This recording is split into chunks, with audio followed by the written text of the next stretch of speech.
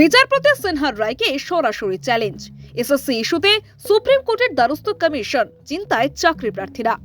কলকাতা হাইকোর্টের দেওয়া নির্দেশকে চ্যালেঞ্জ জানিয়ে এবার সুপ্রিম কোর্টের দ্বারস্থ হলো স্কুল সার্ভিস কমিশন বা এসএসসি। বিচারপতি অমৃতা সিনহার দেওয়া রায়ের বিরুদ্ধে শীর্ষ আদালতের দরবারে এসএসসি। উল্লেখ্য, গত ৩রা ডিসেম্বর কলকাতা হাইকোর্ট যে নির্দেশ দিয়েছিল তার বিরোধিতা করেই কমিশন সুপ্রিম কোর্টে গিয়েছে।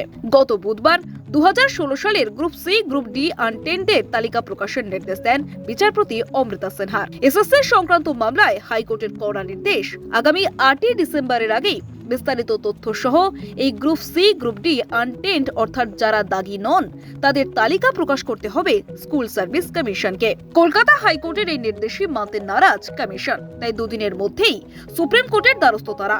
উল্লেখ্য, নির্দেশ দিয়ে পর্যবেক্ষণে বিচারপতি জানিয়েছিলেন যারা যোগ্য প্রার্থী তারা যেন বয়সের ছাড় পেয়েই নতুন নিয়োগ পরীক্ষায় আবেদনের সুযোগ পান তা নিশ্চিত করতেই এই তালিকা প্রকাশের নির্দেশ দেওয়া হচ্ছে। উল্লেখ্য, প্রথমে বলা হয়েছিল ৩রা নভেম্বর থেকে ৩রা ডিসেম্বর পর্যন্ত আবেদন করা যাবে।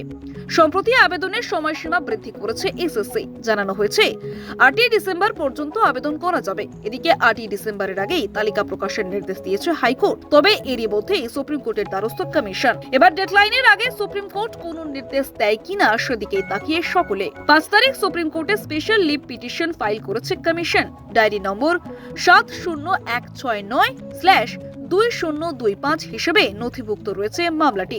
প্রসঙ্গত, নয়া নিয়োগ প্রক্রিয়ায় অভিজ্ঞতার জন্য নম্বর বিভাজন এবং প্যানেলের মেয়াদ নিয়ে জটিলতার মধ্যেই নতুন মামলা প্রক্রিয়াটিকে আরও দীর্ঘায়িত করতে পারে বলে মত আইনজীবী মহলের। আপনি দেখছিলেন কলকাতা দর্পণ। ভিডিওটি লাইক করুন, আপনাদের মতামত জানান কমেন্টে। নিয়মিত আপডেট পেতে সাবস্ক্রাইব করতে ভুলবেন না।